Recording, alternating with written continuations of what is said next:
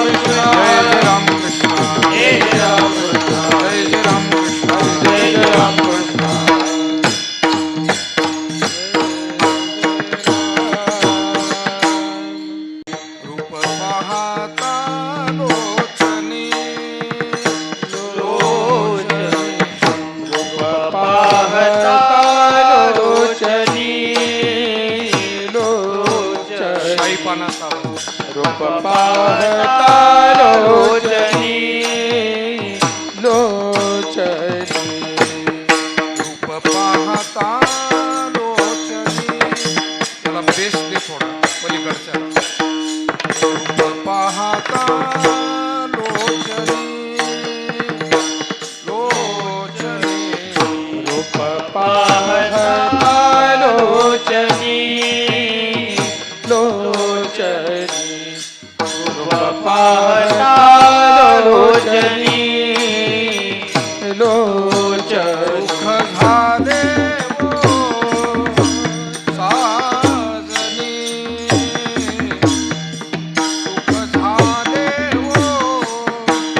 साजनी साजनी तो हा विठ्ठल बरवा बरवा तो हा विठ्ठल बरवा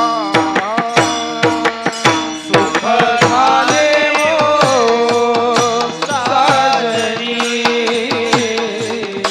सुख झाले साजनी साजनी तो हा विठ्ठल भजवा भजवा तो हा विठ्ठल भजवा तो हा माधव बरवा तो हा माधव बरवा बरवा तो हा विठ्ठल बरवा बरवा तो हा विठ्ठल बरवा तो हा माधव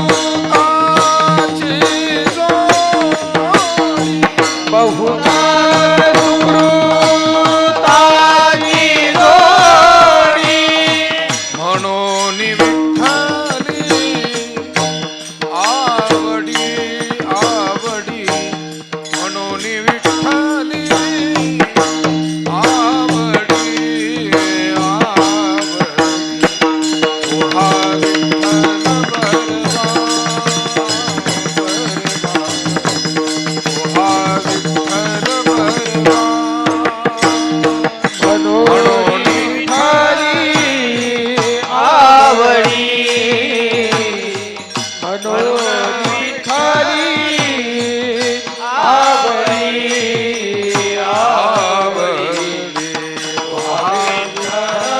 परवा परवा विठ्ठल परवा तो हा माधव परवा तो हा माधव परवा परवा तो हा विठ्ठल परवा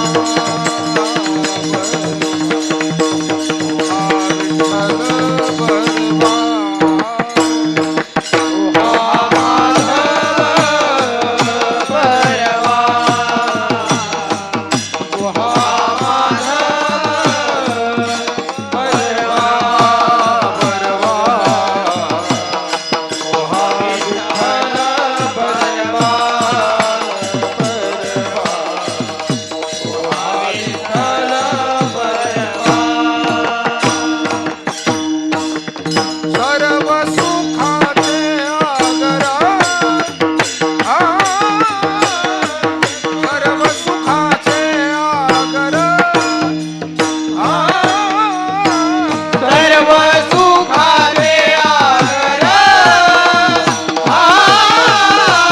सर्व सुखाचे आगर सर्व सुखाचे आगर सर्व सुखाचे आगर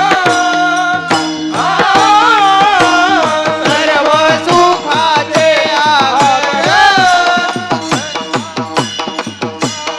सर्व सुखाचे आगर वापर खुमा देवीवर वापर खुमा देवीवर वापर खुमा देवीवर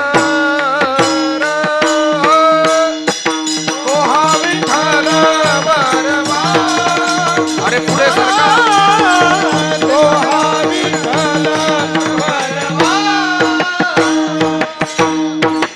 तो हा माधव बरवा तो हा माधव बरवा तो हा माधव बरवा बरवा तो हा विठ्ठल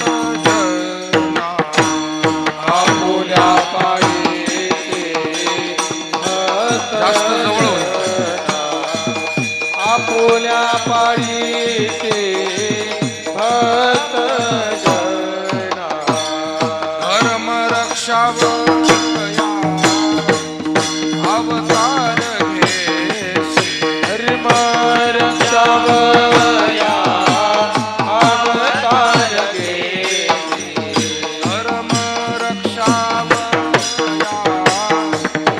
अवतार घेसी धर्म रक्षावया अवतार घेसी आपुल्या पाळीसी भक्त जना आपुल्या पाळीसी भक्त जना आपुल्या पाळीचे भक्त जना आपुल्या पाळीचे भक्त जना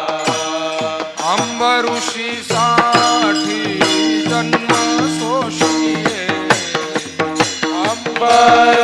अंबरशीताने जन्म सोडिये अंबऋषीसाठी जन्म सोशिये अंबरशीताने जन्म सोडिये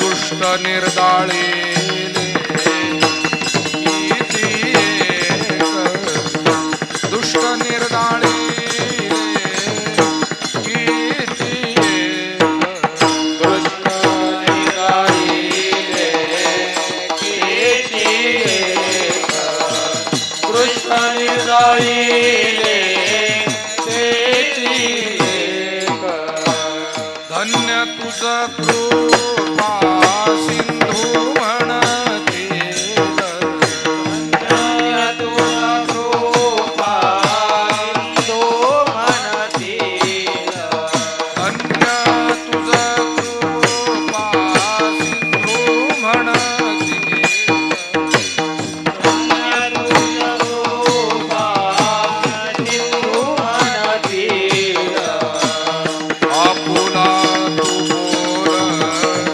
साच करी आपुला तू बोल साच करी आपुला तो बोल साच करी आपुला तो बोल साच करी अंबऋषीसाठी जन्म सोशिये अंबरुषीसाठी जन्म सोसिये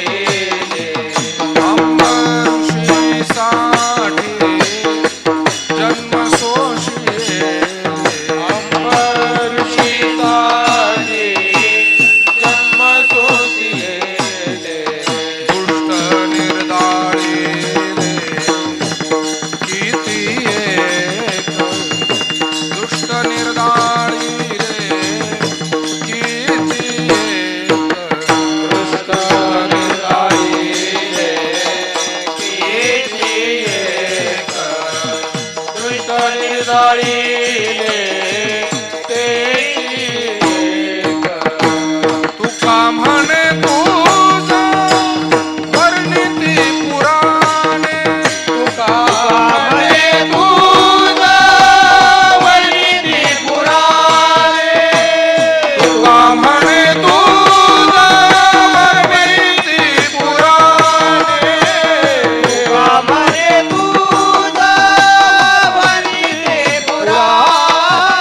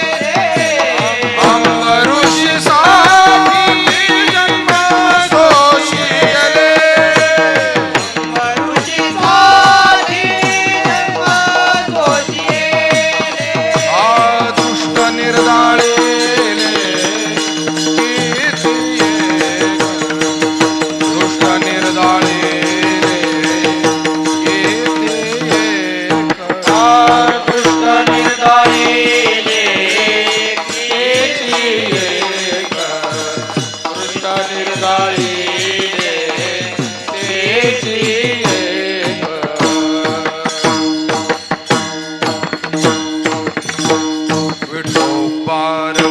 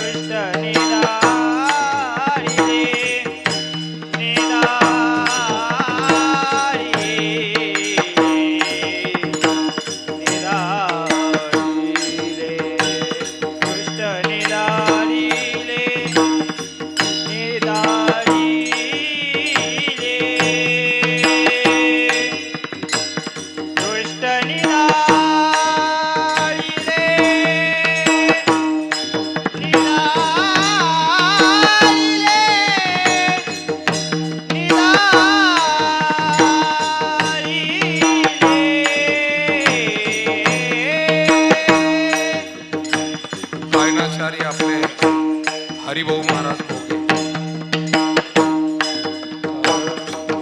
दृष्ट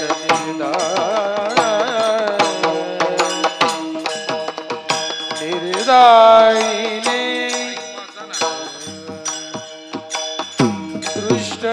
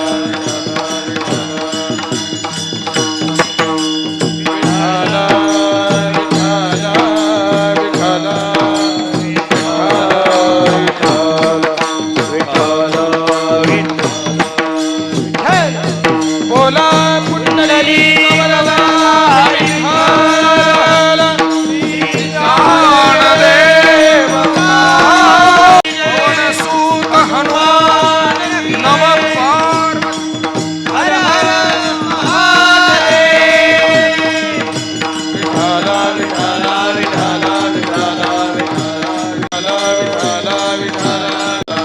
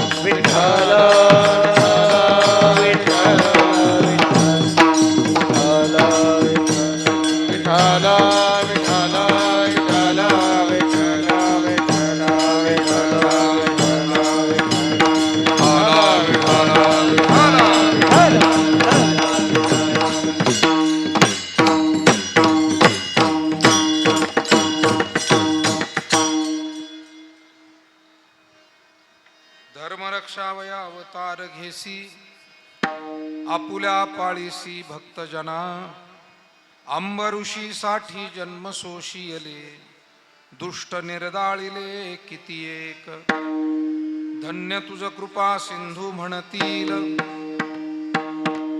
आपुला तू बोल साच करी अंबऋषी साठी जन्म सोशियले दुष्ट निर्दाळिले किती एक तुका म्हणे तुझ वर्णिती पुराणे होय नारायणे दया सिंधू अंबऋषी साठी जन्म सोशियले दुष्ट निर्दाळिले किती एक रामाय रामभद्राय रामचंद्राय वेधसे रघुनाथाय नाथाय सीताया पतये नमः मनोजवं मारुततुल्यवेगं जितेन्द्रियं बुद्धिमतां वरिष्ठं वातात्मजं वानरयूथमुख्यं श्रीरामदूतं शरणं प्रपद्ये महायोगपीठे तटे भीमरथ्यां वरं पुण्डरीकाय दातुं मुनीन्द्रये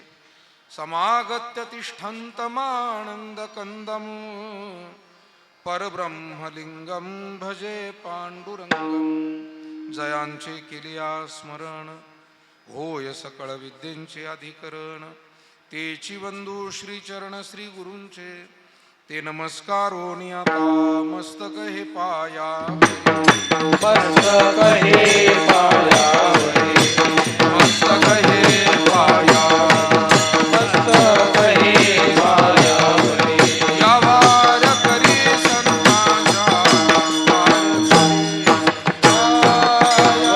करे संतांच्या वार करे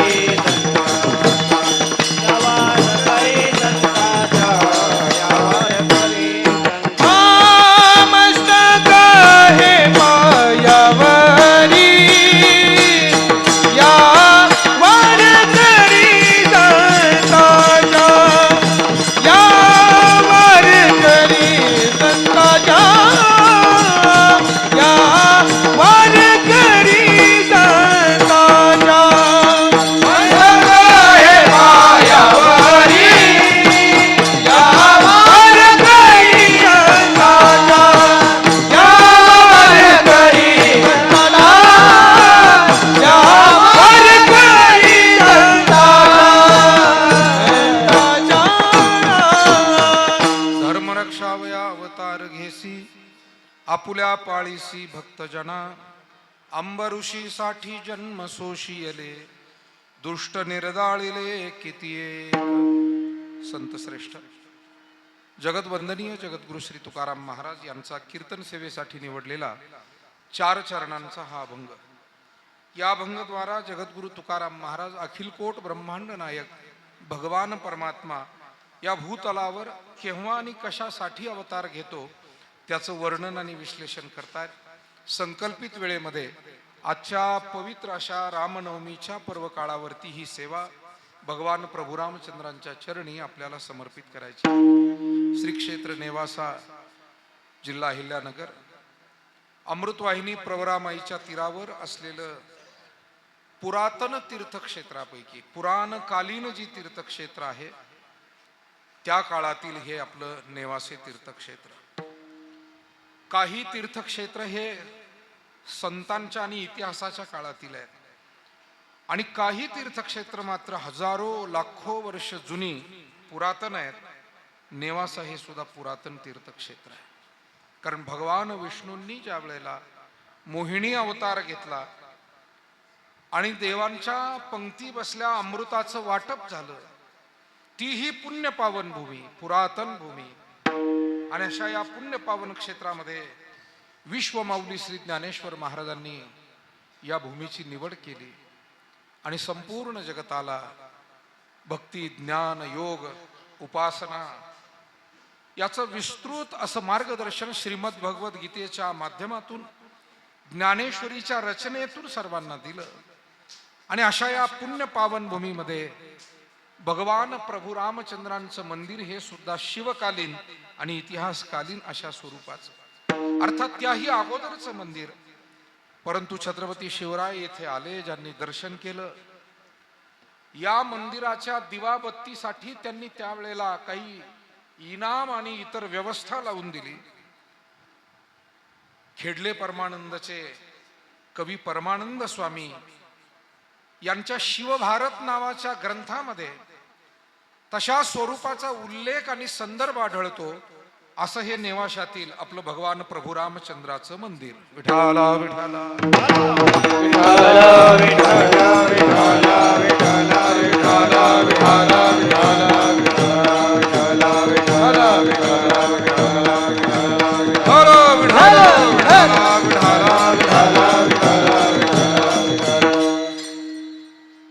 आपल्या नेवाशातील प्रभू रामचंद्राच्या मंदिराची विश्वस्त समिती, या समितीतील गुजराती बंधू असतील, अशोकरावजी डाहळे असतील, कृष्णाभाऊ डाहळे, सगळी मंडळी, जेवढे परिवार या सेवेमध्ये आहेत, सर्वजण पुढाकार घेऊन या मंदिराचे पुजारी मंडळी त्यांचंही मार्गदर्शन घेऊन, पुरोहित मंडळींचं मार्गदर्शन घेऊन, त्याचबरोबर समस्त ग्रामस्थ मंडळी नेवासकरांच्या श्रद्धेनं, सहभागानं हा रामनवमी उत्सव गेली अनेक वर्ष परंपरेप्रमाणे आपल्या वाडवडिलांच्या कालावधीपासून हा संपन्न होत आलेला आहे. आणि त्याच वाडवडिलांची चालत आलेली सेवा आपणही सर्वजण आज करीत आहोत. आज रामनवमीचा पुण्य पर्व काळ आहे. या निमित्तानं ही हरिकीर्तनाची सेवा आपण करतोय. गेल्या 7-8 दिवसामध्ये कथा, कीर्तन, वेगवेगळ्या सेवा संपन्न झालेल्या आहेत. आज या निमित्तानं गायनाचार्य आमचे स्नेही हरिभाऊ महाराज भोगे,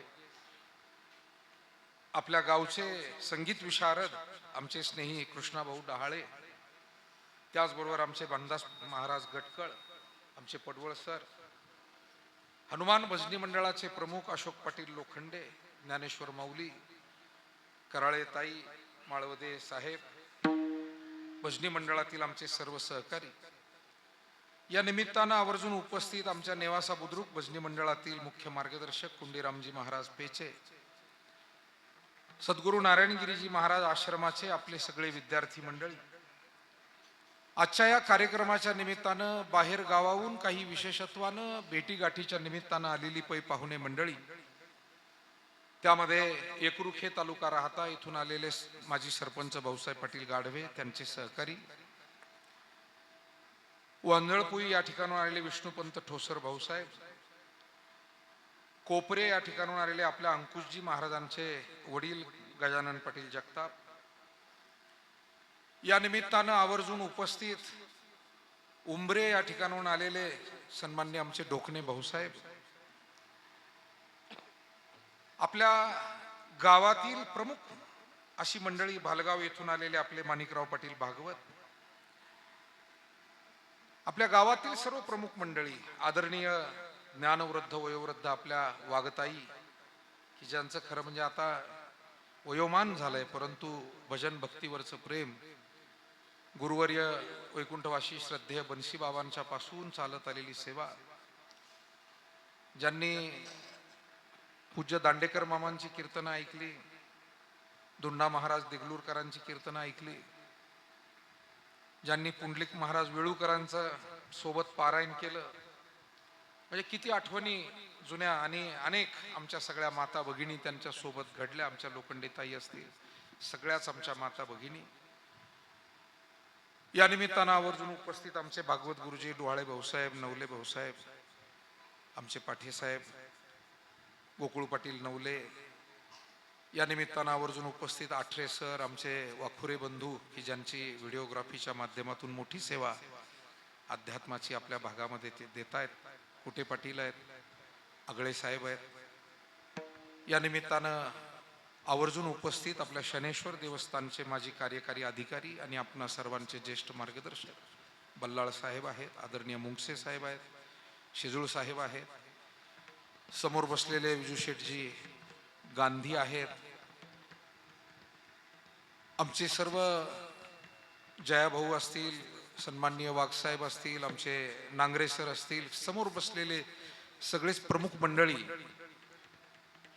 त्याचबरोबर या ठिकाणी उपस्थित आमचे रावसाहेब भाऊ पेचे असतील, ग्रामसेवक शिंदे भाऊसाहेब असतील, काळे साहेब असतील, ज्यांची सुंदर साऊंड व्यवस्था आहे ते आमचे गव्हाणे बंधू, आणि आपल्या आजच्या संत पूजनाचे मानकरी आमचे रवी शेठ मुनोत, सगळी मंडळी आपण उपस्थित आहात. आपल्या सर्वांच्या उपस्थितीमध्ये आमचे विष्णुभाऊ आवटी, जे विश्वकर्मा मंदिराचे व्यवस्थापक आहेत, सर्वांच्या उपस्थितीमध्ये, माता भगिनींच्या उपस्थितीमध्ये आजचा हा कार्यक्रम संपन्न होतोय.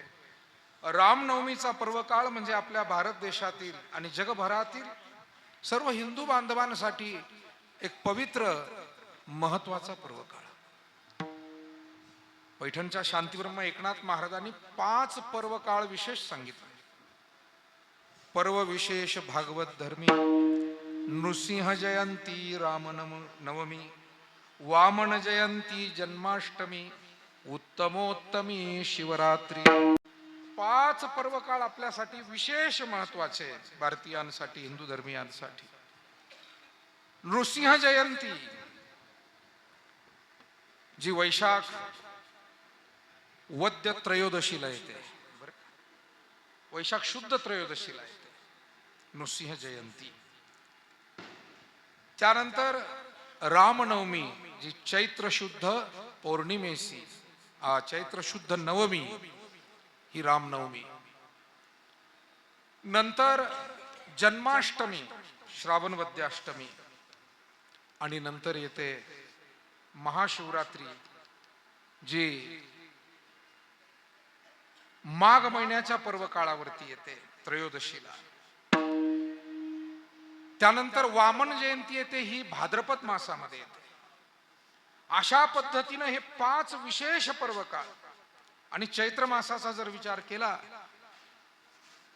तर या चैत्र मासामध्ये 2 आणि आणखी मला असं वाटतं चैत्र मासाची सुरुवात असे 3 पर्व काळ महत्वाचे. एक तर पहिला गुढीपाडवा, जिथून आपलं शालिवाहन शक सुरू होतं. यावर्षी शालिवाहन शक सुरू झालंय 1948. इसवी सन आपलं जरी 2026 चालू असलं तरी आपलं पंचांग ज्या शालिवाहन शकानुसार चालतंय ते वर्ष आपलं सुरू झालेलं आहे 1948. आणि तो पाडवा, गुढीपाडवा, पाडव्याची गुढी, आनंदाची घडी, चरणाशी जोडी संतांची आ. तदनंतर याच शुक्ल पक्षामध्ये हे वासंतिक नवरात्र सुरू होतं आणि रामनवमीला त्याची सांगता होते. आज रामनवमी आहे. नंतर पौर्णिमेला भगवान श्री हनुमान जयंती, हनुमानजी रायांची जयंती. या चैत्र मासातले हे 3 महत्वाचे पुण्यपर्व काळ भारत देशामध्ये देवी देवतांचा देश म्हणून आपल्या देशाची जगभर ओळख आहे. संत साधू ऋषीमुनींचा देश, ग्रंथांचा देश, ज्ञानवंतांचा, पुण्यवंतांचा, गुणवंताचा देश भारत. भा म्हणजे ज्ञान, रत म्हणजे रममान असलेले, ज्ञानामध्ये सतत रममान असलेले लोक जिथे राहतात त्याला भारत भूमी म्हणतात. विठाला विठाला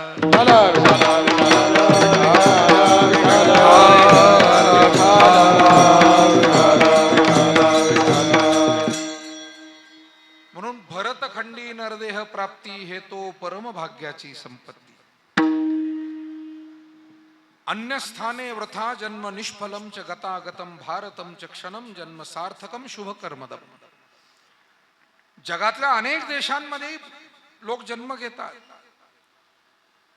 पण ऋषीमुनींचं म्हणणं असं आहे, भारतातला जन्म हा सार्थकी आहे. जसं पेरावं कुठेही पेरून चालत नाही. जी जमीन सुपीक आहे तिथे पेरलं तर उगवतं. पेरणी कुठेही करता येईल, पण उगवेल सर्वत्र याची शाश्वती नाही. जमीन उपजाऊ पाहिजे.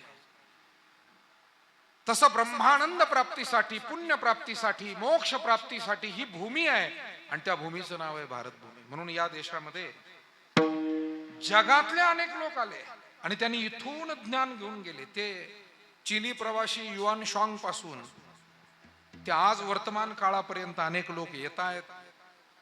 कोणी गीतेचा अभ्यास करतो, कोणी उपनिषदांचा अभ्यास करतो, कोणी वेदांच्या संहितेचा चिंतन करत आहे, कोणी रामायण महाभारतादी या महाकाव्य महाग्रंथांचं अध्ययन करत आहे. संपूर्ण ग्रंथांचा सारांश ज्या ग्रंथेमध्ये त्या श्रीमद भगवद्गीतेचं अध्ययन किंवा महाराष्ट्रातल्या आपल्या पूज्य संतांच्या वाङ्मयाचं चिंतन अध्ययन जगातले अनेक लोक येऊन आजही करत आहेत. जगभरामध्ये जगातल्या अनेक विद्यापीठांमध्ये सुद्धा आपल्या ग्रंथांचं अध्ययन केलं जातं. आणि म्हणून असा हा परम पावन देश, देवतांचा देश, आणि या देवतांमध्ये भगवान प्रभू रामचंद्र आणि भगवान श्रीकृष्ण हे 2 प्रमुख अवतार महाराज वर्णन करतात. दुर्जनाचा येणे करोनी संहार, दुर्जनाचा येणे करोनी संहार, दुर्जनाचा येणे करोनी संहार, दुर्जनाचा येणे करोनी संहार. पूर्ण अवतार राम कृष्ण, पूर्ण अवतार राम कृष्ण, पूर्ण अवतार राम कृष्ण, पूर्ण अवतार राम कृष्ण. दुर्जनाचा येणे करोनी संहार, पूर्ण अवतार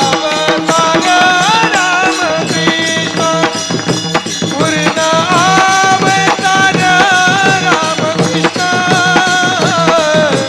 पूर्ण अवतार रामकृष्ण, पूर्ण अवतार रामकृष्ण.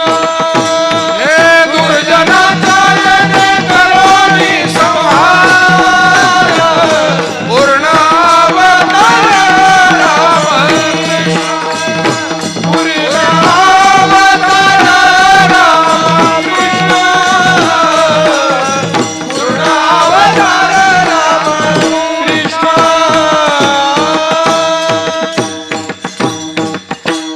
दुर्जनाचा येणे करोनी संहार, पूर्ण अवतार रामकृष्ण. अवताराचे काही प्रकार सांगितलेले आहे. अंश, अंशांश, कला, आवेश, पूर्ण, परिपूर्ण. भगवान प्रभू रामचंद्र आणि भगवान श्रीकृष्ण हे पूर्ण परिपूर्ण तमाशा स्वरूपाचे अवतार. आणि म्हणून या भूतलावर ज्या ईश्वरीय शक्तीने हे जगत निर्माण केलं, उपनिषद असं म्हणतं, यतो वा इमानि भूतानि जायन्ते येन जातानि जीवन्ति. अर्थ असा आहे की ज्या ईश्वरीय शक्तीपासून हे जगत निर्माण होतं ते चालतं आणि शेवटी त्या शक्तीत ज्याचा विलय होतो. गीतेमध्ये म्हटलंय अहम सर्वस्य प्रभवो मत्त सर्वम प्रभव. आणखी एक चांगला श्लोक आहे अहम आदिश्च मध्यंच भूतानाम अंत येवच. म्हणजे भगवान इथे काय सांगतात, मी या सृष्टीच्या आधी आहे. फार गोड वर्णन केलंय नाथ महाराजांनी. पहिले कोठेची नव्हते काही, पहिले कोठेची नव्हते काही, पहिले कोठेची नव्हते काही, पहिले कोठेची नव्हते काही. चंद्र सूर्य तारा नाही, चंद्र सूर्य तारा नाही, चंद्र सूर्य तारा नाही, चंद्र सूर्य तारा नाही. अवघे शून्याची होते पाही, अवघे शून्याची होते पाही, अवघे शून्याचे होते पाही, अवघे शून्याचे होते पाही. कान्होबा तेरे तेरे ते, कान्होबा तेरे तेरे ते, कान्होबा तेरे तेरे ते, कान्होबा तेरे तेरे ते. तेथे एक ढाल गज निर्माण झाली, तेथे एक ढाल गज निर्माण झाली, तेथे एक ढाल गज निर्माण झाले, तेथे ढालगज निर्माण झाले, तेथे निर्माण झाले, तेथे ढालगज निर्माण झाले.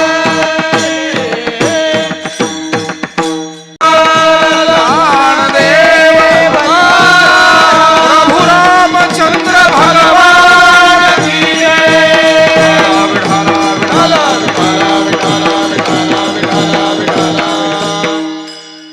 पहिले कोठेची नव्हते काही, चंद्र सूर्य तारा नाही. खरं म्हणजे आपल्या आणि जगातल्या अशा अनेक शास्त्रज्ञांनीही या बाबतीमध्ये सतत संशोधन केलेलं आहे. आजही ते संशोधन चालू आहे की सृष्टीच्या आरंभीची स्थिती काय असेल, ही सृष्टी हे जग कसं निर्माण झालं असेल, किती वर्षापूर्वी निर्माण झालं असेल, किती कोटी वर्ष, किती लाख वर्ष. अभ्यास केला जातोय, तो मांडला जातोय. किंवा आणखी किती कोटी वर्षांनी या सृष्टीचा विनाश होईल, तो विनाश कशा स्वरूपाचा असेल, तो विघटित, सगळे अणुकण विघटित होतील की सगळे एकदम एकत्र गठीत होतील. अतिउष्णतेने या सृष्टीचा नाश होईल. अनेक गोष्टी सांगितल्या जातात, त्याचं अध्ययन मांडलं जात आहे. मला एवढंच म्हणायचंय की आपल्या ग्रंथांमध्ये सुद्धा अशी चिंतनं, कुठली विज्ञानाची उपकरणं हाती नसताना त्या काळात मांडली गेलेली आहे. म्हणून सृष्टीचा आरंभ कसा आहे, सृष्टीचा लय प्रलय कसा होतो, श्रीमद भागवत आदी ग्रंथामध्ये प्रलयाची कथा येते की महाप्रलयाच्या वेळी एवढी उष्णता होईल की दगडाच्या आणि पर्वताच्या सुद्धा लाह्या होतील. हे वर्णन आहे. एवढा सोसाट्याचा वारा सुटेल की सगळंच काही तो उडून लावू शकेल सृष्टीतलं, इतकं सामर्थ्य त्या वाऱ्याचं असेल. आणि एवढा पाऊस पडेल की संपूर्ण जलमय होईल आणि त्यामध्ये पुन्हा एकदा परमात्मा नवीन सृष्टी निर्माण करण्याचा उपक्रम सुरू करतील, अशी ग्रंथांतरी वर्णन आहे. म्हणून संतांनी, महात्म्यांनी देखील या बाबतीमध्ये चिंतन केली. शास्त्रज्ञ सुद्धा चिंतन करतायत. विनोबा भावे यांचं एक वाक्य आहे, आचार्य विनोबाजी भावे. ते म्हणायचे की अध्यात्म आणि विज्ञान दोन्हीही वाटा एकाच मुक्कामाला निघालेल्या आहेत. वाटा वेगवेगळ्या असल्या तरी ज्या दिवशी मुक्कामाला आपल्या गंतव्याच्या ध्येयाच्या ठिकाणी दोघे पोचतील, आध्यात्मिक आणि वैज्ञानिक, त्यावेळेला लक्षात येईल की आपलं ध्येय एकच होतं, आपल्या मार्ग वेगळे असतील. म्हणून विज्ञान सुद्धा ऋषीमुनींनी चिंतन करून ठेवलेल्या तत्वापर्यंत एक दिवस येऊन पोहोचतं. डॉक्टर अब्दुल कलाम सर सुद्धा त्यांच्या आत्मचरित्रामध्ये म्हणतात की आमची बुद्धी कधी कधी अभ्यास करताना थांबत होती, काही प्रयोगामध्ये आम्ही अयशस्वी राहत होतो, पण भर झोपेमध्ये, गाढ झोपेमध्ये कधी कधी काही सूचना मिळायच्या आणि दुसऱ्या दिवशी आम्ही त्या पडलेल्या स्वप्नाप्रमाणे, सूचनेप्रमाणे काम करायचो. अग्निपंख नावाच्या पुस्तकामध्ये हा उल्लेख आहे डॉक्टर अब्दुल कलाम सरांच्या आत्मचरित्रात. ते म्हणतात, मग गाढ झोपेमध्ये आम्हाला सुचवणारी शक्ती कोणती होती, त्यालाच ईश्वर असं म्हणतात का, असं त्या ठिकाणी ते बोलतात. आणि म्हणून पहिले कोठेची नव्हते काही, चंद्र सूर्य तारा नाही, अवघे शून्यची होते पाही, कान्होबा तेरे तेरे ते, काही नव्हतं. तिथे ईश्वरी अस्तित्व होतं. शून्य होतं हे दाखवायला सुद्धा आधार लागतो वेदांताच्या परिभाषेमध्ये. आणि म्हणून त्या ईश्वरानं मग विविध अवतार घ्यायला सुरुवात केली. भगवान श्रीकृष्णाने गीतेत सांगितलेलं आहे अवतार का घ्यावा लागतो. यदा यदा हि धर्मस्य ग्लानिर्भवति भारत अभ्युत्थानमधर्मस्य तदात्मानं सृजाम्यहं परित्राणाय साधूनां विनाशाय च दुष्कृतां धर्म संस्थापनार्थाय संभवामि युगे युगे. ऐसा ऐसया काजा लागी अवतरे मी युगी युगी, हे ओळखे तो जगी विवेकिया. ऐसा ऐसया काजा लागी, कोणकोणत्या कामासाठी. विनाशायच दुष्कृताम, दुष्ट प्रवृत्तीचा संहार, सज्जनांचं संरक्षण. हा हा मला आता ऐकू येईना, या फॅनमुळे याच्यामुळे थोडा आवाज कमी येतोय. परंतु सत्याची गुढी उभवी अशासाठी परमात्मा येतो. या भूतलावर येऊन तो त्याचं कार्य करतो. दुष्टाचा संहार, सज्जनांचं रक्षण आणि धर्माची संस्थापना. ऐसा ऐसया काजाला. मग सत्ययुगापासून ते कलियुगापर्यंत आणि अशा अनेक महायुगांमध्ये भगवान विविध अवतार धारण करतात. ते भगवान शंकराच्या रूपात, भगवान विष्णू रूपात, ब्रह्मदेवाच्या रूपात, भगवान गणपती बाप्पांच्या रूपात, देवी मातेच्या रूपात, कधी मत्स्य कस्य वराह नृसिंह वामन परशुराम श्रीराम श्रीकृष्ण आदी अवतारांच्याही रूपामध्ये भगवान अवतीर्ण होतो. पण अवतार घेण्याचं कारण व्यवस्था सुरळीत करणं, यालाच धर्म संस्थापना म्हणतात. धर्माची नांदणूक करणं याचा अर्थ काय की लहानांनी वडीलधाऱ्यांचा आदर करावा, मुला मुलींनी मायबापांची सेवा करावी, सेवकांनी स्वामीशी एकनिष्ठ राहावं, पती पत्नी दाम्पत्य जीवन आदर्श असावं, सर्व मानवतेतला मानवता धर्म अबाधित राहावा. आपल्या घरातल्या कर्तव्यापासून ते सामाजिक धार्मिक कर्तव्यापर्यंत ही समाज व्यवस्था व्यवस्थित व्हावी. आणि म्हणून भगवान या भूतलावर येतात. ते कधी उपदेशही देतात तर कधी दंडही देतात. कारण सगळी माणसं उपदेशानं ऐकतील असं नाही. आपल्याकडे हिंदी भाषेतली एक म्हण नेहमी उच्चारली जाते, लातो के भूत बातों से नहीं मानते. आणि म्हणून सगळ्याच वेळेला चर्चेनं उपदेशानं गीता सांगून प्रश्न सुटेल. अहो गीतेनं अर्जुनासारखा सुधारू शकतो, दुर्योधन सुधारेल का? विठाला विठाला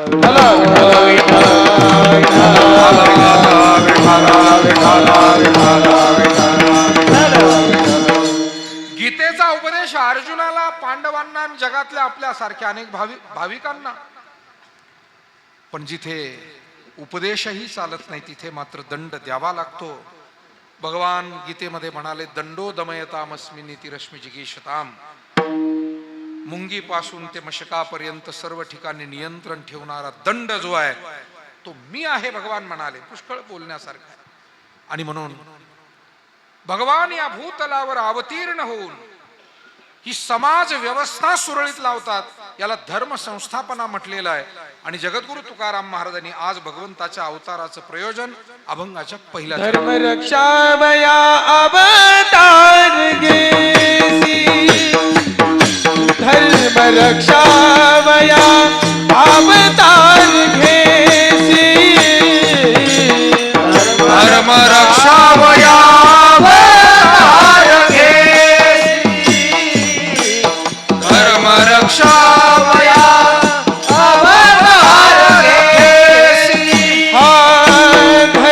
रक्षावया अवतार घेसी, धर्म रक्षा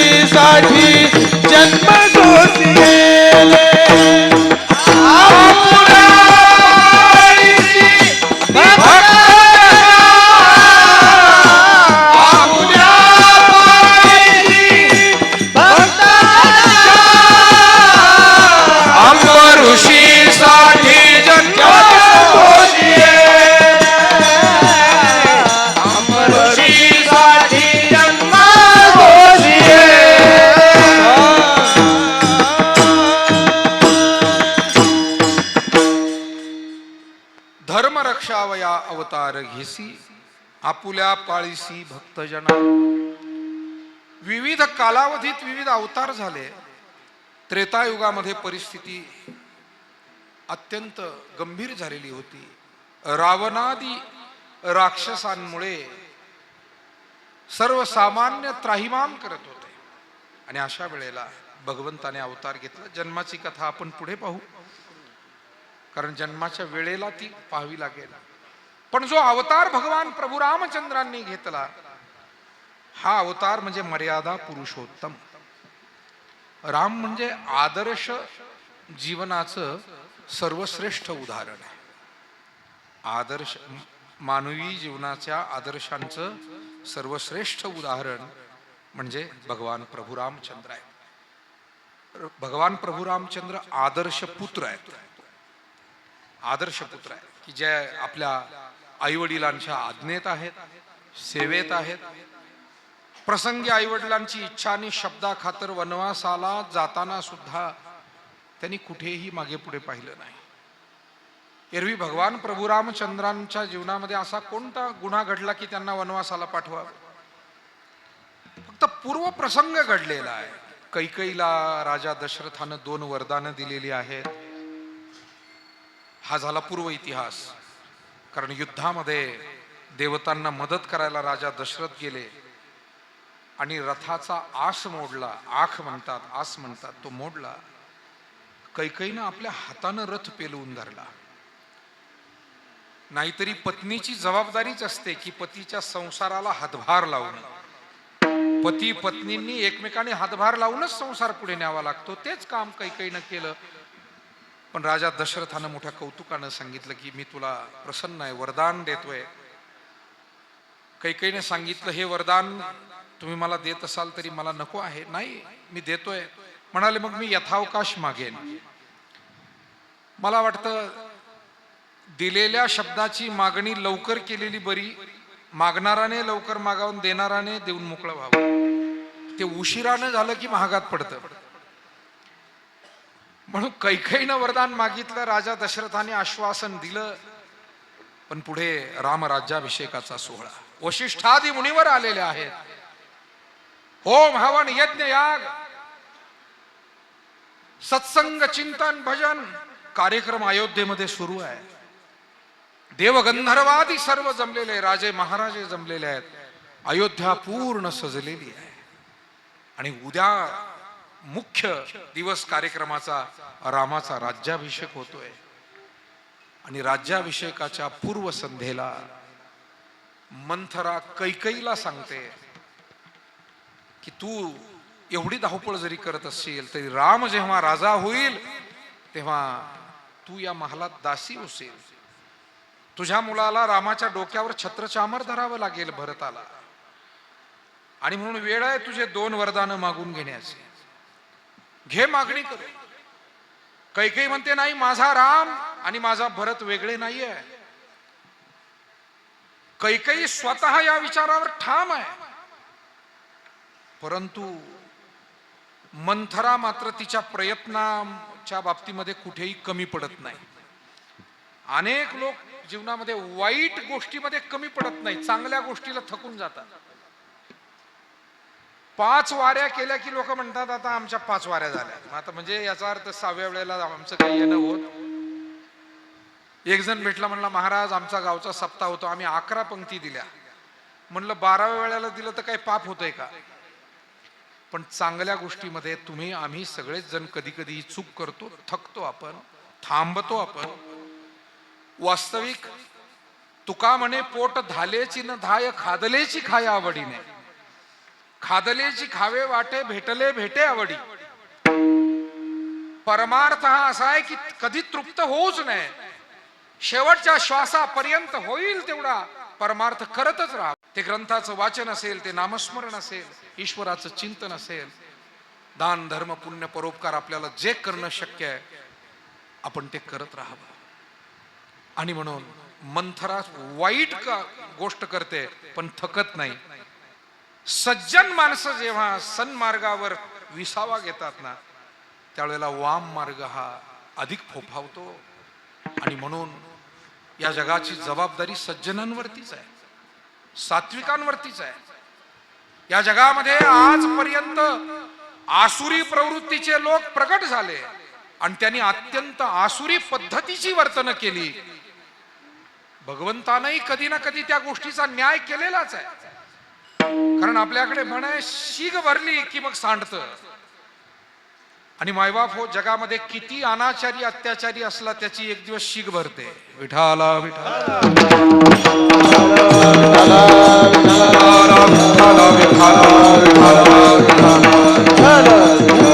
कवरदा हरी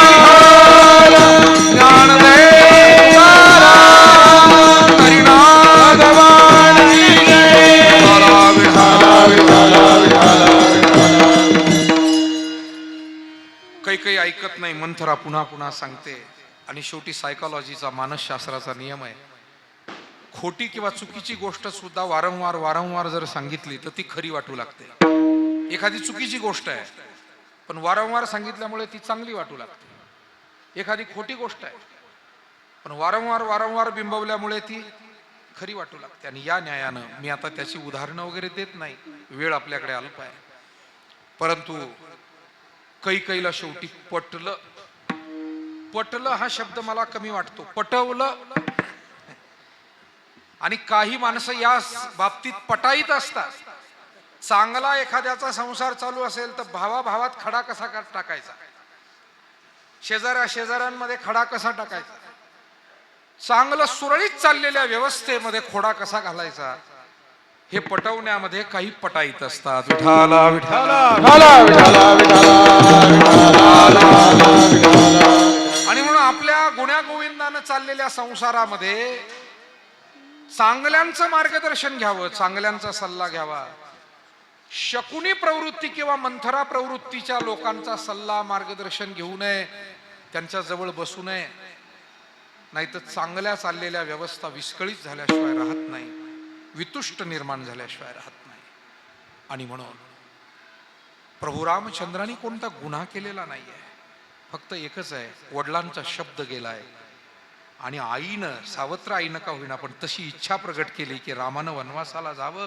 दुसऱ्या दिवशी ज्या अयोध्येमध्ये ऐतिहासिक असा आनंद सोहळा होणार होता, त्या अयोध्येमध्ये दुःखाचं सावट निर्माण झालं. कोणी कोणाशी बोलत नाही, सगळे जिकडे तिकडे खिन्न झाले. आणि कर्णोपकर्णी कुजबुज करून बातमी सगळीकडे पोचली की राजा दशरथ कैकेयीला दिलेल्या 2 वरदानामुळे अडकलेले आहे शब्दात, आणि राम आता वनवासाला जाणार आहे. आणि राम प्रभूंनी तो आदर्श स्थापित केला, वर्णन केलेलं आहे. रघुकुल रीती सदा चली आई, प्राण जाए पर वचन रघुकुल रीति सदा चली आई, प्राण जाई पर वचन न जाई. श्री राम जय राम जय श्री राम जय राम जय.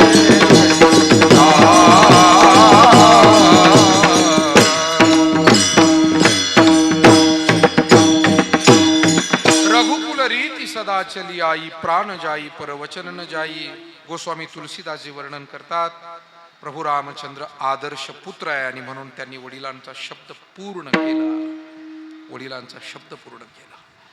आदर्श पुत्र राम हे आदर्श शिष्य आहे. विश्वामित्रजींच्या सोबत गेले आणि त्यांच्या यज्ञ मंडपाचं रक्षण करण्यासाठी एखाद्या शिपायाचं, आजच्या भाषेमध्ये वॉचमनचं काम केलं. कुणी केलं? जगाचा मायबाप भगवान प्रभू रामचंद्र, अयोध्याधिपती राजा दशरथाचा सुपुत्र, थोरला सुपुत्र. इतक्या मोठ्या पार्श्वभूमीतून आलेले प्रभू राम आहे, पण म्हणाले नाही की मी या साधून सांगितलेलं काम आहे मी कसं करू. राम लक्ष्मणांनी यज्ञ संरक्षणासाठी जबाबदारी घेतली. आदर्श शिष्य आहेत. सीता स्वयंवराला जेव्हा गेले ना, तेव्हा सुद्धा विश्वामित्रांनी सांगितलं तेव्हा धनुर्यागासाठी उठले, तोपर्यंत उठले नाही. याला म्हणतात मर्यादा पुरुषोत्तम. मर्यादा. वडीलधाऱ्यांच्या सोबत गेलं ना, त्यांनी सांगितलं तर मग आपण बोलावं. नाही तर काहींना वयाचा, पात्रतेचा विचारच नसतो. ते आपल्यापेक्षा किती थोरा मोठ्यांना बोलूच देत नाही. इतकी बडबड करतात, इतकी बडबड करतात की आपल्या बडबडीमुळे या मोठ्या माणसांचं काही सांगणं राहून गेलंय की काय, किंवा काही व्यत्यय येतोय की काय. मला वाटतं या संवेदना आणि हे शहाणपण आपल्यासारख्या अनेक सुज्ञ समाजामध्ये असतं, काहींमध्ये नसतं. अनंत वाचाळ बरळती बरळ, त्या कैसेने गोपाळ पावे हरी. आणि म्हणून मर्यादा पुरुषोत्तम राम. देशोदेशीचे राजे उठत होते, धनुष्याला उचलणं अशक्य होतं. रावणही त्या ठिकाणी सीता स्वयंवरासाठी आलेला होता. रावण बलाढ्य होता, त्यानं धनुष्य उचललं पण छातीवर घेऊन पडला म्हणतात. आणि मग रावणाची फजिती झाल्यावर बाकीच्यांनी तर विड्रॉल करून घेतलं.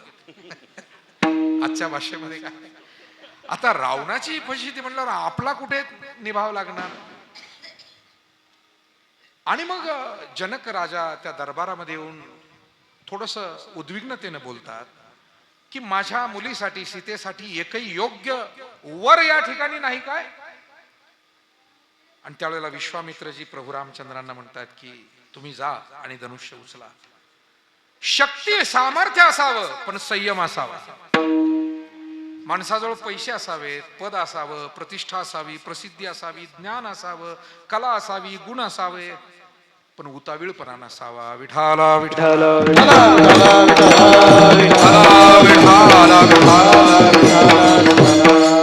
आणि हा वस्तुपाठ प्रभू रामचंद्रांनी अवघ्या जगतासमोर ठेवलेला आहे. सीता स्वयंवराच्या प्रसंगी राम उठले जेव्हा गुरुजींनी सांगितलं. बरं, उठल्यानंतर पहिल्यांदा आपल्या गुरुवर्यांना नमस्कार केला. सभेतल्या वडीलधाऱ्या आणि सगळ्यांनाच त्यांनी नमस्कार केला. ही विनम्रता आहे. आणि मग धनुष्याजवळ गेले, धनुष्याला सुद्धा नमस्कार केला. काही माणसं शेतात गेले ना, शेताच्या सुद्धा पाया पडतात. दुकानात गेले, दुकानात पाया पडतात. ही आपली परंपरा आहे हो, ही आपण जपली पाहिजे. एखादा कोणत्याही क्षेत्रात काम करणारा कारागीर असू दे आणि त्याची काम करण्याची काही अवजार हत्यार असू देत, पण त्यानं पहिल्यांदा त्याला नमस्कार करून हात लावा. ड्रायव्हर मंडळी त्या गाडीला नमस्कार करतात मग निघतात. आणि कधी कधी कीर्तन झाल्यावर टाळकरी टाळ पायदळी ठेवतात. आता काय म्हणायचं सांगा, काय म्हणायचं सांगा. आणि म्हणून आमच्या गळ्यातला टाळ त्याला कोणाचा पाय लागणार नाही असा आम्ही ठेवला पाहिजे. आमचे हे टाळकरी चांगले आहेत. इथे इथे काय तुम्ही संशय घेऊ नका. आणि आज तर तुम्हाला दिसणारच नाही कुठं टाळ. ह्या गादीवर ठेवतील सगळे, टाळासाठीच गादी, प्रश्नच नाही. पण वाजून झाला माहिती टाकून द्यायचा, आपणच त्याला लाथा आणून निघायचं. हे जे चित्र कधी कधी पाहायला मिळतं. आम्ही अर्थात माझ्या अनेक वडीलधाऱ्या संतांनी नेहमी सावध केलंय, आम्ही सावध करतो, आठवण देतो. पण मृदंगाला नमस्कार करावा, विण्याला करावा, टाळाला करावा. पारायण सुरू करताना ग्रंथाला नमस्कार करावा, प्रवचन पारायण ही आपली संस्कृती आहे. राम गेले आणि त्या धनुष्याला नमस्कार केला, हे ध्यानात ठेवा. आतापर्यंत जेवढे युवराज, राजे, महाराजे ते धनुष्य उचलण्यासाठी आले, ते असे छाती काढून आले होते. बघा आता आम्ही काय करून दाखवतोय. गेल्यावर नमस्कार राहिलाच बाजूला, रामाने ते सहज लीलेनं उचललं. धनुष्याला छाप लावलेला आहे, प्रत्यंचा लावलेली आहे. आणि ती प्रत्यंचा लावून ओढल्यानंतर धनुर्भंग झाला. स्वर्गातून दुदुंबी वाजल्या, नगारे वाजले, पुष्प वर्षाव झाला. प्रभू रामचंद्राचा जय जयकार झालेला आहे. मर्यादा पुरुषोत्तम भगवान प्रभू रामचंद्र की जय. भगवान रामचंद्राचा जय जयकार झाला. हे आदर्श आहे रामाचे. राम आदर्श शिष्य आहे, राम आदर्श मित्र आहेत, आदर्श मित्र आहेत. सुग्रीवाशी मैत्री केली वनवासात असताना, परंतु अगोदर सुग्रीवाचं काम केलं आणि मग त्याची मदत आपल्या कामामध्ये घेतली. याला मित्र म्हणावा. नाहीतर मग आपल्या कामासाठी मित्राला दमवून घ्यायचं आणि त्याच्या कामाच्या वेळेला म्हणायचं मला जरा पाहुण्याचं लग्न आहे. असे मतलबी मित्र जगामध्ये काय कामाचे सांगा बरं. आपल्या कामामध्ये त्याला पळवू पळवू घ्यायचा, त्याला पिळवू घ्यायचा, नुसता पळवू नाही. आणि त्याचं काम निघेल त्यावेळेला म्हणायचं, अरे माझी तब्येतच बरी नाही गड्या, आलो असतो. मला असं वाटतं अशा मतलबी मित्रांपासून सावध राहावं, चांगल्या मित्रांमध्ये नेहमी रमावं. मित्रत्वाचे संबंध हे आपल्या धर्मसंस्कृतीतला एक आदर्शच आहे. पण मित्र निवडता आले पाहिजे आणि ते जपता आले पाहिजे. विठाला विठाला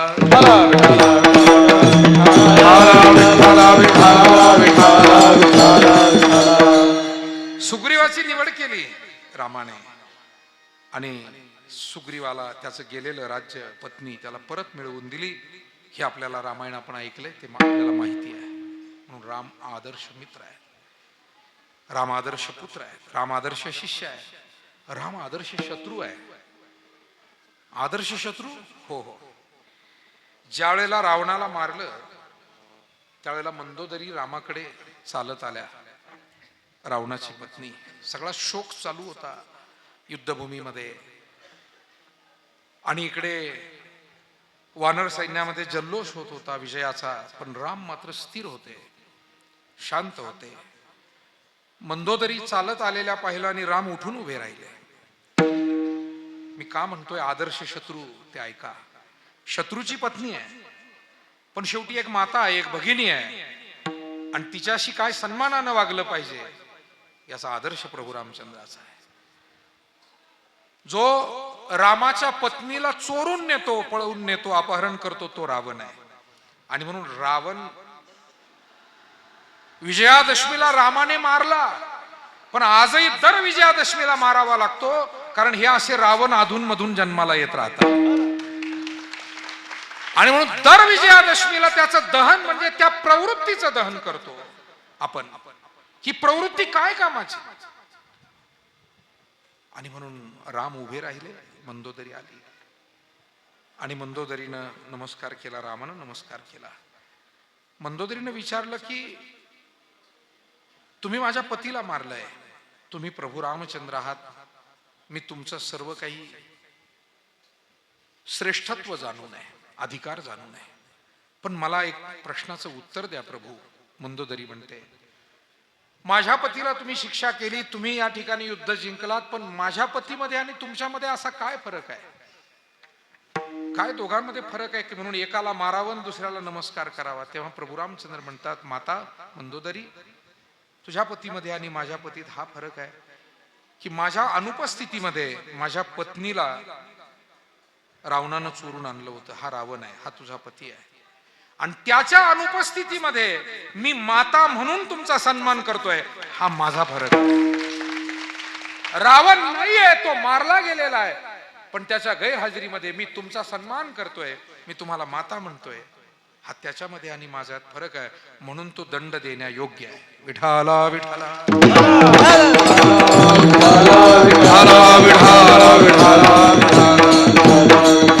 राम आदर्श शत्रू आहे, राम आदर्श पती आहे. राम आदर्श पती आहे की ज्यांनी सीतामाईसाठी एवढा मोठा संघर्ष करून रावणानं अपहरण केलेल्या सीतेची सोडवणूक केलेली आहे. सांगण्यासारखं पुष्कळ आहे. सर्वच काही त्यांनी आदर्श समाजापुढे ठेवलेला आहे. आणि असे हे भगवान प्रभू रामचंद्र या भूतलावर अवतीर्ण झाले. त्याचं कारण, पूर्वी अंबऋषीराव नावाच्या राजाला दुर्वासानी शाप दिला होता की तुला 10 जन्म घ्यावे लागतील. मी कथा सांगत नाही, आपल्या सर्वांना ज्ञात आहे. पण अंबऋषीची चूक नव्हती, दुर्वासाने रागारागामध्ये घाईनं दिलेला तो शाप होता. आणि म्हणून आपल्या भक्ताला त्रास होऊ नये म्हणून भगवंतानं तो शाप आपल्याकडे घेतला. अंबऋषी हा राजा भक्त आहे, ध्यानात ठेवा, आणि भगवत भक्त असल्यामुळे भगवंताने त्याचं संकट, त्याचं दुःख, त्याला मिळालेला शाप आपल्याकडे घेतला आणि ते जन्म भगवंताने सहन केले. अभंगाचं दुसरं चरण. अंबऋषी साठी ओ जन्म सोशिये, अंबऋषी साठी ओ जन्म सोशिये,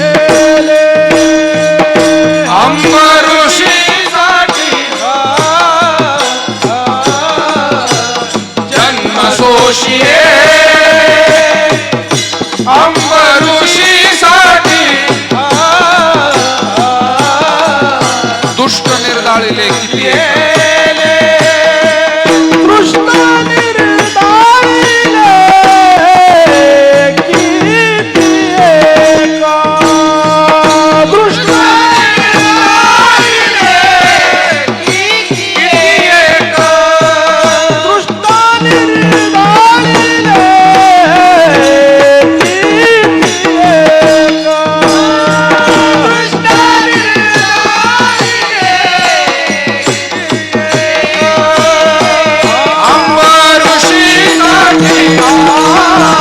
बोला बोला सर्व बोला.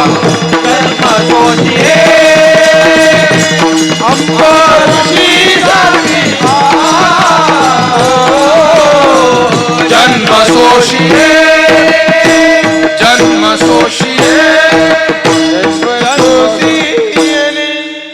अंब ऋषीसाठी जन्म सोशियले दुष्ट निर्दाळिले किती. अंब ऋषीसाठी देवानं 10 जन्म घेण्याचं मान्य केलं आणि तेच हे 10 अवतार आहे. मत्स्य कच्छ वराह नृसिंह वामन परशुराम श्रीराम. आजचा जो श्रीराम नवमी सोहळा आपण साजरा करतोय आणि म्हणून इथे तुकोबारायांनी सांगितलं पण भगवान परमात्मा खरं म्हणजे कनवाळू कृपाळू आहे आणि तो कृपा समुद्र असल्यामुळे भक्तांची संकट कधी कधी तो आपल्याकडे घेतो. आणि आजही तुकोबाराय म्हणतात आमच्यासारख्या सामान्य भाविकांची देवा तुझ्या चरणीच प्रार्थना आहे. आम्हाला या जन्म मृत्यूरूप भवसागरातून तू पहिलं तीराला घेऊन जा कारण तू कृपा सिंधू आहे आणि पूर्वी जे काही तू केलेलं आहे तो तुझा शब्द तू पूर्ण कर. अभंगाचं 3रं चरण. धन्य तुझा कृपा सिंधू मानतीला. धन्य तुझा कृपा सिंधू मानतीला. धन्य तुझा कृपा सिंधू म्हणतीला. धन्य तुझा कृपा सिंधू मानतीला. बोल साथ करी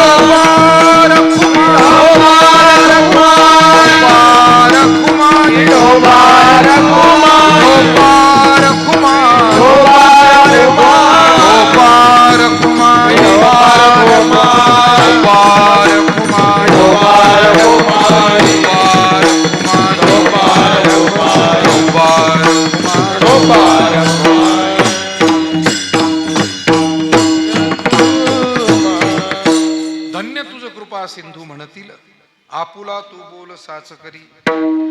महाराज म्हणतात देवा तुला कृपा सिंधू कृपा समुद्र सर्वांनी म्हटलेलं आहे आम्ही म्हणू पण आपला शब्द तू सत्य कर आणि आमच्यावरही तुझी कृपा दृष्टी.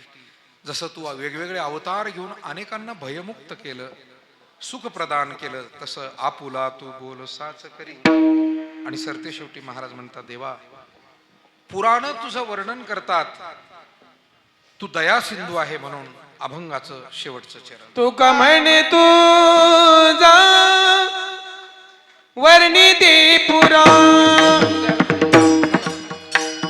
का म्हणे तुझं वर्णिती पुराणे होय नारायणे दया सिंधू ज्ञानेश्वर माऊली. ज्ञानेश्वर माऊली ज्ञानेश्वर माऊली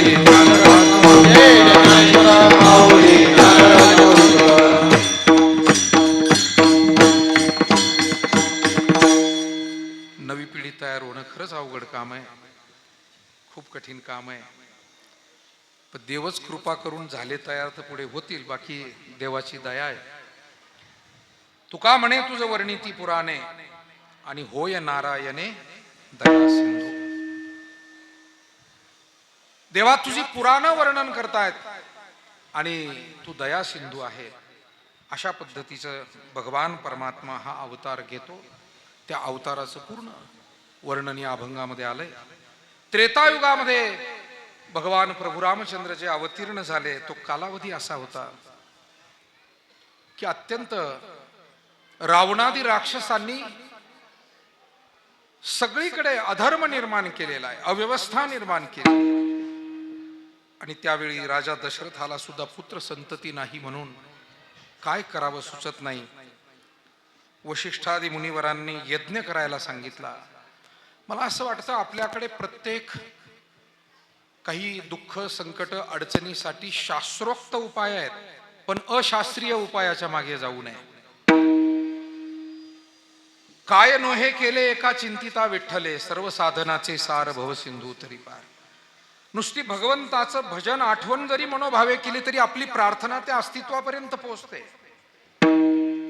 पण त्यासाठी जादूटोना करावा, त्यासाठी अंधश्रद्धेचा आधार घ्यावा, हे मात्र किती घातक आहे. आणि म्हणून समाज म्हणून आपणही या बाबतीमध्ये सावध होणं आणि आपण आपला धर्म कसा जिवंत राहील आणि धर्माच्या नावाखाली अशा ज्या गोष्टी होत आहेत या गोष्टीला आम्ही प्रोत्साहन देणार नाही. म्हणून पाया पडणं, आशीर्वाद घेणं, यज्ञ याग होम हवन पूजा अर्चा करणं ही आपली परंपरा आहे. त्यामध्ये कोणती अंधश्रद्धा नाही. म्हणून श्रद्धेला प्रोत्साहन असावं आणि अंधश्रद्धेपासून मात्र आपण दूर असावं. त्याला कुठेही आमच्याकडून खतपाणी मिळू नये, कुठेही अंधश्रद्धेचा बाजार उभा राहू नये, याची काळजी आपल्याला घेणं फार आवश्यक आहे. आणि येणाऱ्या काळामध्ये धर्मसंस्कृती जिवंत ठेवायची, तर या धर्मसंस्कृतीला जसं परकीय आक्रमणांचा धोका आहे तसंच धर्माच्या नावाखाली अशा पद्धतीच्या चुकीच्या बुवाबाजी आणि या सगळ्या जादूटोण्याचा सुद्धा आपल्याला तितकाच धोका आहे. कारण शहाणी सुरती पिढी धर्मापासून दूर जाईल. तरुण पिढीला आपण आज काय समजावून सांगायचंय, त्यांचं शंका निरसन कोणत्या शब्दात करायचंय हे गेले काही दिवस सुचत नाही. त्यांनी जर प्रश्न विचारले तर कोणत्या शब्दात आपण त्यांची शंका, कारण त्यांच्या शंका रास्त आहे. ते जे प्रश्न विचारतायत आपल्याला त्यांच्यावर रागावता येणार नाही, कारण त्यांचे प्रश्न रास्त आहे की हे धर्माच्या देवाच्या नावाखाली हे लोक वास्तविक धर्म कधी वाईट शिकवत नाही. आणि जे धार्मिक लोक आहेत ते चुकीच्या मार्गाला जात नाही.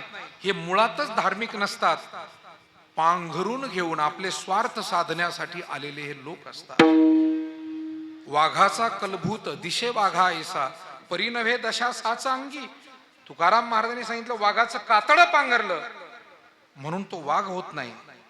अशा पद्धतीचं समाजातील हे चित्र आणि आपल्याला त्यापासून सावध राहणं, आपल्या धर्मसंस्कृतीचं रक्षण आपणच करू शकतो.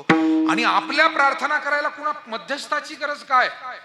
लेकराला आईजवळ जायला मध्यस्थता लागते काय? आपल्या प्रार्थना ईश्वरासाठी करायला आपण आपल्या देवघरात भजन पूजन पोथीपुराण वाचावं, हेच तर आपला वारकरी पंथ सांगत आला. आपुली आपण करा सोडवण हे सांगणारे आपले माऊली आपण विसरलो का? विठाला विठाला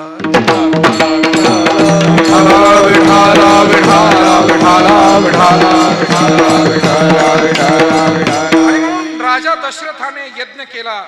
शृंग ऋषींना, विभांडक पुत्राला शृंग ऋषीला आणण्यात आलं. यज्ञ नारायण प्रसन्न झाले आणि पायस पात्र म्हणजे प्रसादाचं पात्र हे यज्ञ नारायणानं वशिष्ठांच्या हाती दिलं. वशिष्ठांनी त्या प्रसादाचे 3 भाग केले आणि माता कौशल्या, माता सुमित्रा आणि माता कैकेयी तिघींनाही दिला.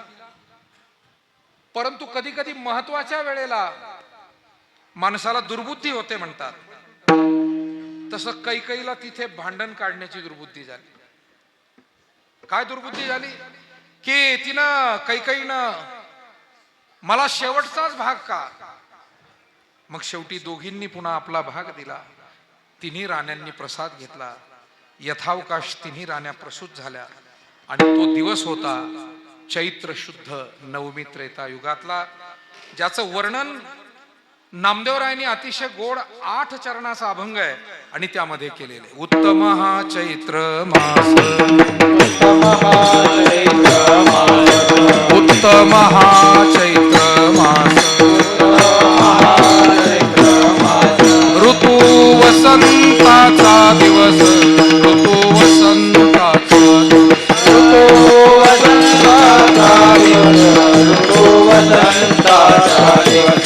फुलं वाटा, फुलं द्या.